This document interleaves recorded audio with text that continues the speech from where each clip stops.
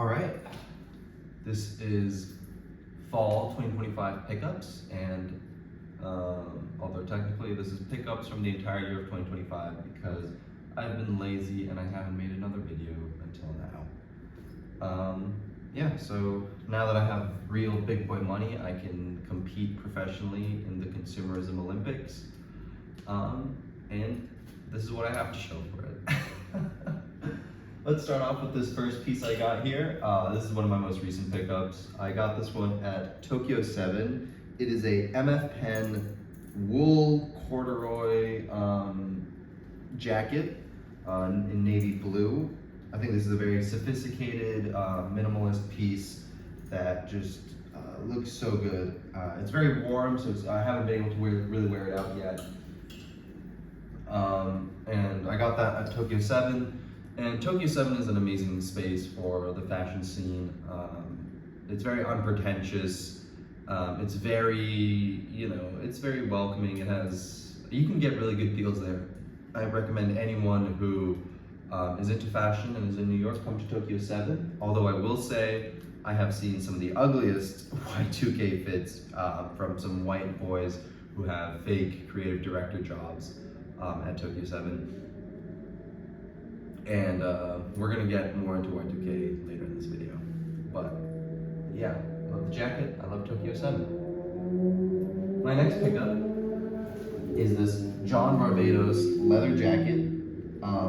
It's very smooth, it's very soft, it's very form-fitting, and it has this beautiful red lining. I've been very into John Barbados recently. As you guys know, I had another John Barbados leather jacket in my other video. I was actually put on to John Barbados by my good friend who got a pair of Oxfords from them. And I got this jacket to really invoke a bit of a Eddie Boy indie sleaze aesthetic, although I feel with fashion is always, of course, a battle with your own body, because fashion is by definition covering up your body. In well-to-do society, you can't go around being naked, unfortunately. And so whenever you put on clothes, you are covering up your body. And that interacts in various ways, especially with clothing that is so insistent on a singular body type, like Eddie Sliman's Celine and his whole aesthetic is. And so same with the indie sleaze aesthetic, it's very focused on, 28 waist, skinny boys who are like skeletons. I am not that. I am like relatively in good shape, but I'm much more muscular. I have broader shoulders and thicker thighs, which I'm extremely proud of. But when we're dealing with this Eddie Boy aesthetic, you are dealing with an aesthetic that is very specific to a very normative body type. And I feel this jacket, while it doesn't fully subscribe to that aesthetic, it does let me accentuate certain parts of my body that I do like, and I like that about this jacket, and I think, I really like that jacket. My next piece of clothing is this Dolce & Gabbana zip-up sweater cardigan that I got from my girlfriend. This is, kind of Y2K-esque, although with Y2K, I don't like Y2K as a aesthetic, or at least a label for an aesthetic, because while I just used it here to describe this, I don't really think Y2K encapsulates anything. I don't know what emotions it's supposed to invoke or what aesthetics it's supposed to invoke. It's kind of just this, here are some ugly clothes, watch me make them look good kind of thing, which I don't know if that really counts as an aesthetic. And I think the Y2K era is not an era that we should be revisiting all that often, I think, outside of, satire. I think Undercover does a really good job in being satirical towards that era with a lot of its political statements. And I think, a show like Arrested Development is a really good encapsulation of, that era, that Y2K era, that post 9/11 pre-recession era that was kind of filled with vileness, the war on terror and celebrity culture. The way our society evolved with the internet in Y2K was just not, it was growing pains, it was abusive, it was toxic, and I don't like the Y2K aesthetic because I don't think we should be invoking that era all that often, especially with nostalgia. It's like, it wasn't a good era. Maybe it was a neat era, but I don't know if it was something I want to personally revisit. My next piece is this second layer see-through knit cropped shirt. I think the best way to describe this is like a twink shirt. You know, it's very form-fitting, it's very seductive. But what I want to talk about when it comes to this piece is, you know, taking garments and taking reference from cultures that you might not feel you belong to. You know, I feel this piece really invokes reference to queer clubbing and party scenes, and I personally I don't like going clubbing all that often.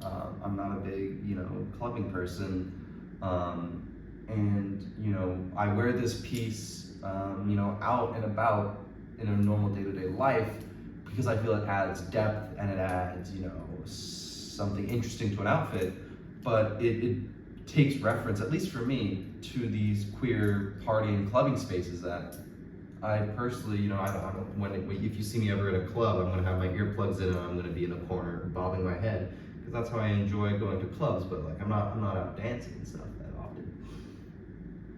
But you know, yeah, I think there's a bit of discussion to be had there. You know, like how much are you allowed to take from how much reference can you take from cultures, subcultures, scenes that you are a part of and that you don't actually live.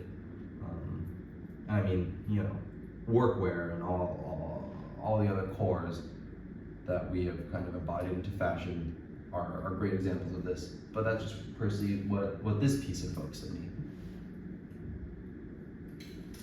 My next piece is this beautiful pair of trousers from Aomi. It is a Pakistani brand, I believe. I got this over at Society of Cloth in the East Village. It features this beautiful embroidery. Sorry, I meant to say Lower East Side. Society of Cloth on Lower East Side. Yeah, and I'm really grateful that Indian aesthetics and South Asian aesthetics have been making kind of a resurgence in the fashion scene here. You know, as an Indian man myself, half Indian, I've been really loving to see it. There are brands like Kartik Research and Tone Deaf Studios that have been really taking Southeast Asian heritage and introducing it into the modern zeitgeist. Although I will say, my parents have been extremely harsh critics of Kartik Research. I took them to the Kartik Research store on the Lower East Side, and they were not having fun there. They were being very critical towards the pieces, because a lot of the pieces are unfinished or distressed Indian clothing that has been upcycled, refurbished, and then sold to a Western audience at an incredible markup. You know, you're taking these distressed kurtas or these unfinished kurtas, tailoring it up a bit, and then selling it to a Western audience at a markup that is much higher than the completed piece would be in India. And so, you know, for that reason, I personally don't think, while I do think the brand is good, and I do think the aesthetics are neat, I don't think I would personally wear any of the clothing from Kartik Research. My next piece is these beautiful pleated wide leg trousers from Dries Van Noten. I got these off of Brailled for a pretty good steal, and they are just absolutely stunning. You know, they're wide leg, they're pleated, they look amazing in the wind. I feel like an anime character every time I wear them. And you know, they've become my day-to-day pants. I wear them to work, I wear them on the plane, I wear them everywhere. And I don't have any deeper conversation on these. You know, I could talk about, you know, private equity buying up legacy fashion houses and ruining them, but I'm not talking about them. I love these pants. All right, let's move on to my shoes pickups. My first pair of shoes that I got this year, and I actually got these right after I did that last pickups video, are these Fear of God basketball shoes. These are kind of a mix between the Geo Baskets and Jordans. They're chunky, they're big, they're heavy, they're stompers, you know? Fear of God, I think, is a very interesting brand. It holds a very interesting place in fashion discourse. I feel it's been kind of set aside. It's been kind of, it's been pushed to the side, honestly, because of, its aesthetics have not kept with the times, you could argue.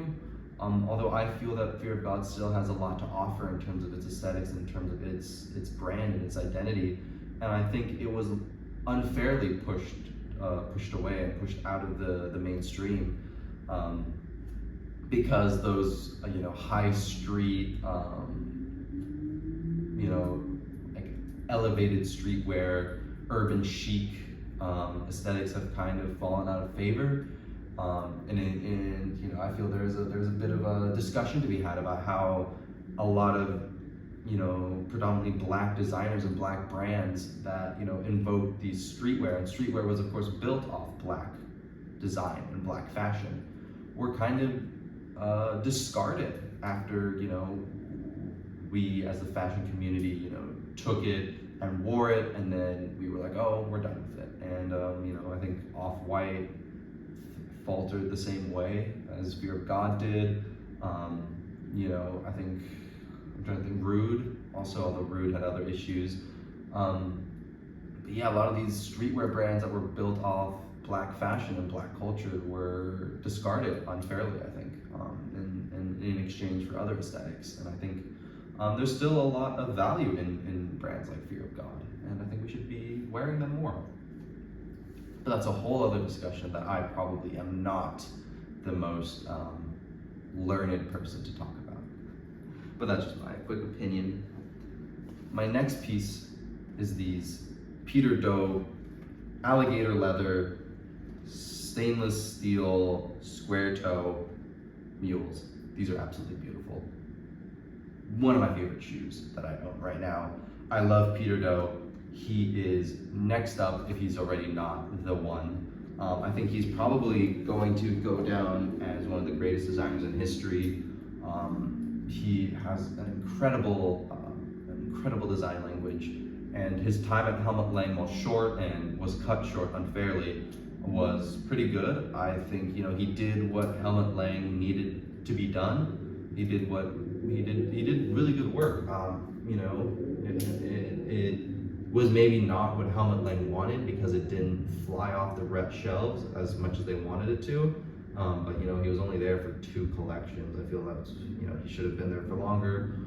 But I love to see what he does with his eponymous label. I love to see his design language evolve, and he's been making big splashes, and I just love to see it. Just love to see where he's going with it. My next pair of shoes are these absolutely spectacular Guidi 788 MXZs. These are the double front zip Matrix boots that are featured in the Matrix movie, the 4th one. It was really bad, but the shoes were awesome with the metal heel. Oh my god, these are just amazing. And Guidi is the go-to brand if you want a durable piece of cultural clout. If you go to the Lower East Side, someone is going to be either wearing Guidi, or someone's going to be talking about wanting to buy a pair of Guidis, all right? These are ubiquitous. These are a very loud brand. Like the design on these is extremely loud. The double zips is something that people are gonna notice. People do notice. But it's also very minimal. It doesn't say much, but it says it very loudly. And that's what I love about Guidi. And I think, if you're blessed to own a pair or are able to own a pair, I think you should take good care of it, wear them out, show them off. They are a gorgeous, gorgeous, gorgeous piece. Moving on to accessories now, we have this beautiful bag that was a gift from my mother. Thank you, Mom. My mother had actually been sitting on this bag for a few years now. She never really wore it out. It's made of capybara leather, and my mother got it while she was traveling through Argentina. And it is, this beautiful brown bag. If you watched my previous video, I had a Fugazi bag. I still have it. That I had a lot of problems with because it was a vegan leather and it didn't really keep its structure all that well. But this one keeps its structure. It's rigid, it's resilient, and I love it. And it's just an amazing bag. I love my mom for giving. I mean, not just for giving me this bag. I love my mom.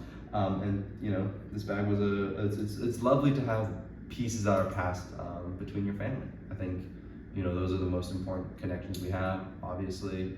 And you know, if you are lucky to have a parent who's really into fashion like my mother is, steal their clothes. I didn't steal it, but you know. My next piece was another gift from my girlfriend. It is this beautiful nylon and crocodile leather vintage Prada bag. Prada being, you know, I think my favorite legacy fashion house, easily, you know. And so it's just really cool to have a Prada bag. It's, you know, it's just a nice everyday bag. I don't have too much to say about it in terms of any like deep conversation, any deep dialogue I have with this bag. But it's just a very nice everyday satchel. And with that, I think we're going to move on to literature, culture, music pickups. So yeah. ماذا أقول وقد هنت فيك والسحر قد فاض من عينيك والغصن يرقص والغصن